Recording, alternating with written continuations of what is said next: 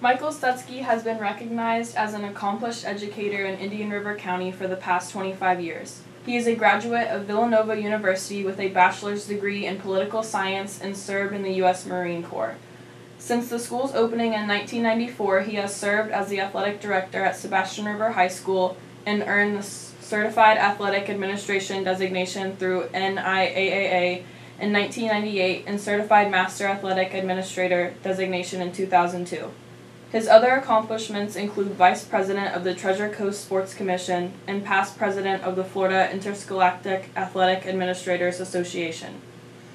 He is also a member of the editorial board of Athletic Management magazine and served on the FHSAA Handbook Revision Task Force and is a current member of the Representative Assembly.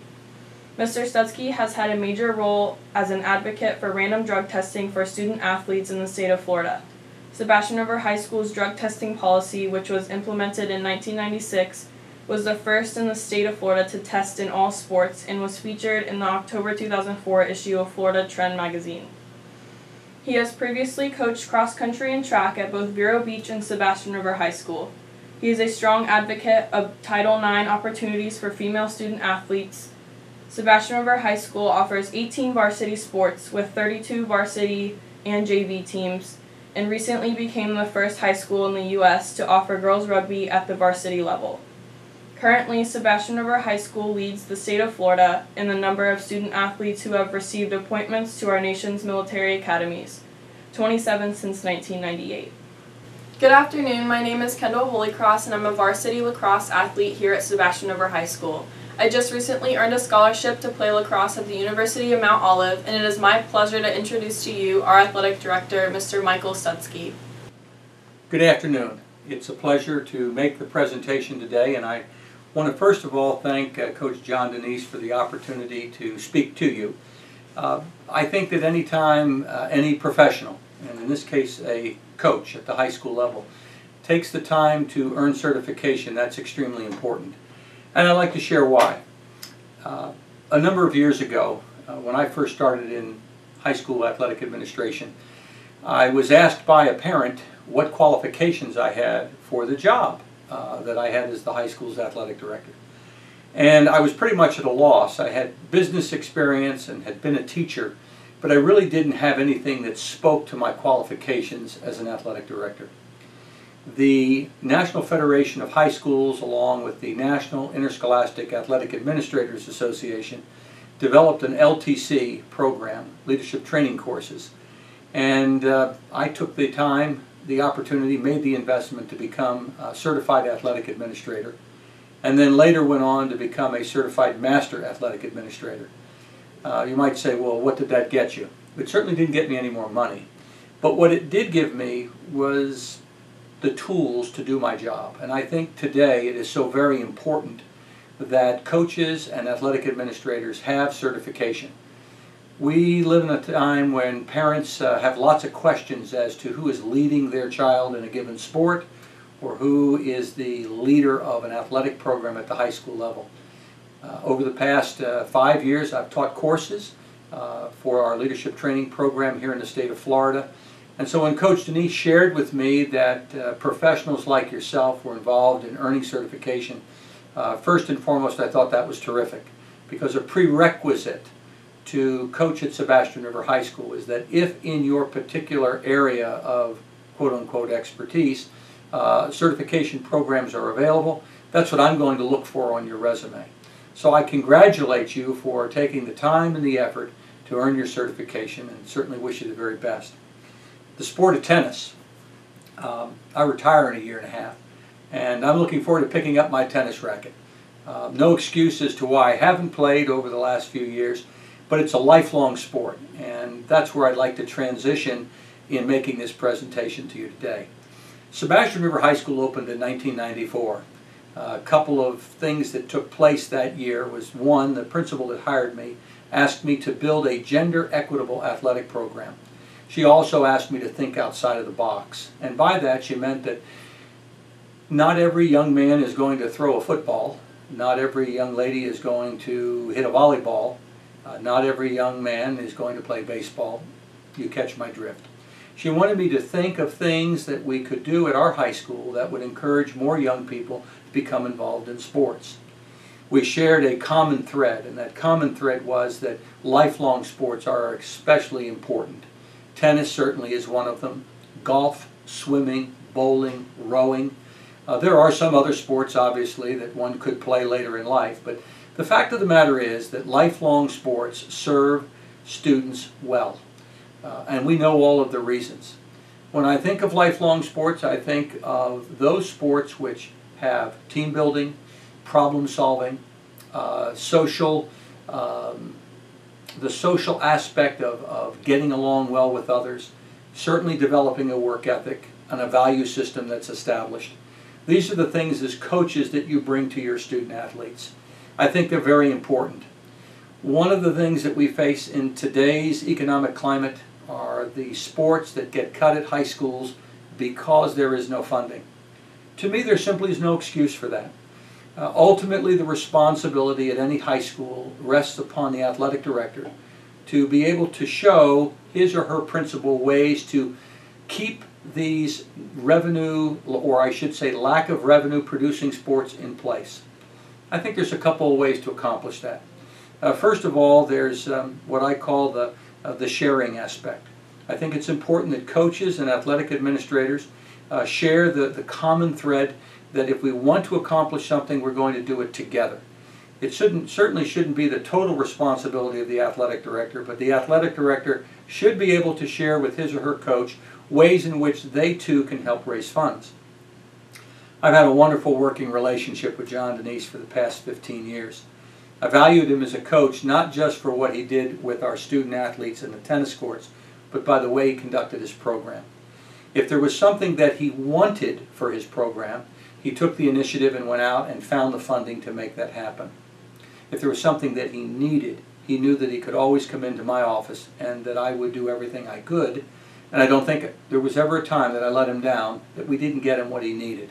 And that brings up needs versus wants. I think in high school sports today, every high school, through their athletic director, should always address the needs of a given program. If you have an athletic director that is not addressing the needs of your program, then there's a problem. And that means that if that individual reports to an assistant principal over athletics or directly to the principal of the school, there should be a conversation. Because if you're going to have a program, needs must be addressed. Here at Sebastian River High School, and I'll use tennis as a specific example, a need is making sure that there's transportation, making sure that there's tennis balls, making sure that if there are repairs to the courts, replacement nets, etc., these are things that the high school should always take care of. The appropriate uniform that identifies the school should always be a need that is addressed by the school. Wants, that's very different, and I don't think I really need to go into it. As coaches, you know the special things you want for your kids, whether you use it to motivate the kids or whether it's just the way you want to present your kids when you go to competition. That's where you turn to your parents and a booster organization. At our school, we've had our ups and downs with boosters, but then talking with my colleagues, I find that is pretty much the norm. Parents need to understand that booster organizations are there to take care of the wants of a program, the things that they can directly see that benefit their child, that are above and beyond the needs that the school is supposed to be addressing.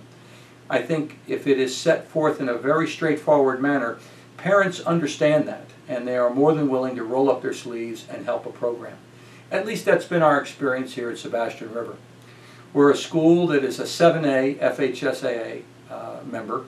Our student population is roughly 1,850. When we opened in 1994, we had 850 students. We offered 10 sports. Today we offer 18 varsity sports with 32 teams total.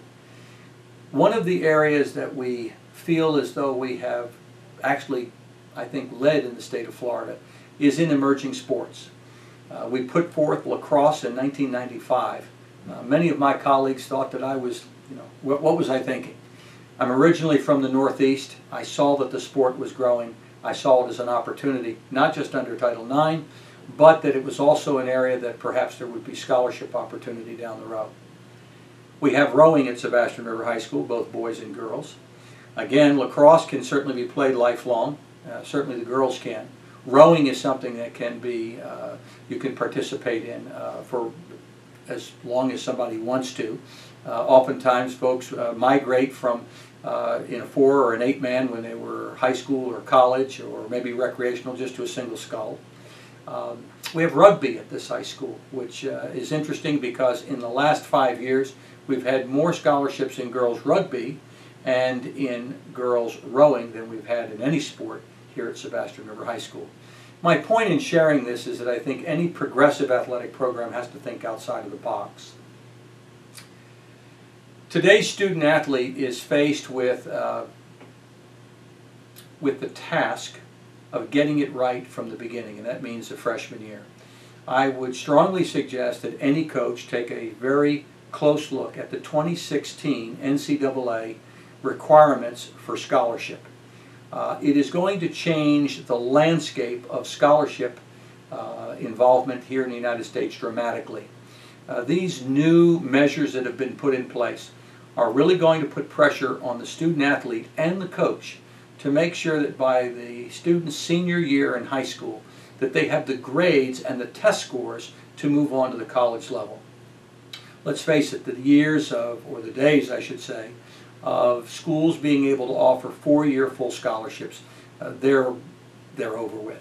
Typically the scholarships that I see that cross my desk are 1-year renewables based on performance. Every now and then you get one that is for 4 years, far and few between.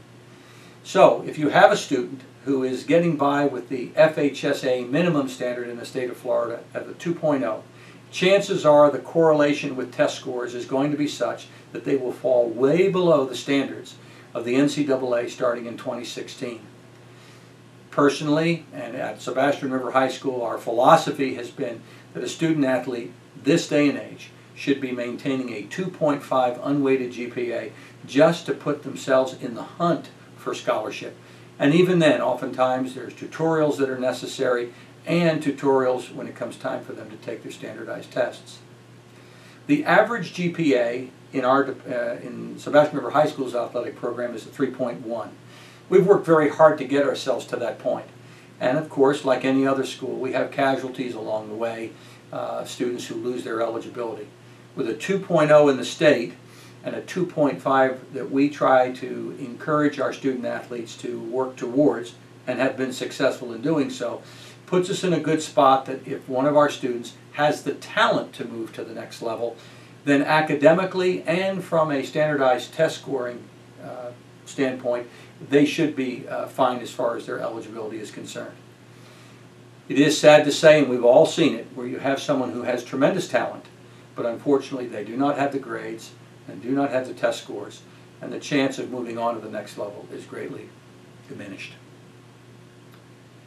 When I look at the future of coaching here in the United States, and specifically in the state of Florida, it's credentialed coaches like yourself that are the ones that are going to make the difference. What we don't need are warm-body coaches. Those days are over with when someone in the faculty would raise their hand and say, well, I play a little tennis. You've got a small supplement that's available. I'll take it. Those days are over with. Parents really will not put up with it. And I think that's one of the reasons that earning your certification is so very important. There's nothing better than having a meeting with a coach and a parent and having that coach question the background and the certification of a coach and feeling comfortable enough to say that our coaches do have their certification. So again, I cannot emphasize enough how great I think it is that you've taken the initiative to earn certification. My career in high school athletics has spanned now almost a quarter of a century. It seems like only yesterday that I started as a coach and later became this school's athletic director. Whether it's Title IX considerations, whether it's booster club operations, whether it's worrying about whether we can keep a program intact at Sebastian River High School, it's a 7 days a week, 24-hour-a-day operation. But it's something that I take a great deal of pleasure and feel privileged to be able to do. My great concern is for the future of our student athletes in this country. At Sebastian River High School, we only are able to pull 30% of our student body to involve them in high school sports. It would be terrific if we could get upwards to 60% of our student body involved in sports. But when I check with my colleagues around the state, we happen to be the typical high school. Too many times kids spend time behind a computer or in other activities outside of school that are not physically oriented. And I think that that's one of the reasons why we do have obesity in our teenage population today. It will take motivated coaches, coaches that are entertaining, skillful, demanding, value-oriented coaches to bring the best out of students, to make them understand what being part of a team is all about. There's a book that I gave our coaching staff a couple of years ago. It's called Teammates Matter. Perhaps you've read it. But I think that if we can get more young people to understand the value of being involved in sports at any level, certainly at a level where they're involved in a lifelong sport, we're going to be a better society. Heaven knows we are flooded day in and day out with competitions. But it's the competitions that we have at the high school level that I really believe set the tone for young people for the rest of their life. Lifelong sports, I believe, are the most important component on a high school campus. They may not produce revenue, but what they do produce is a young adult who goes off into the real world with a true understanding of what it's all about being part of a team.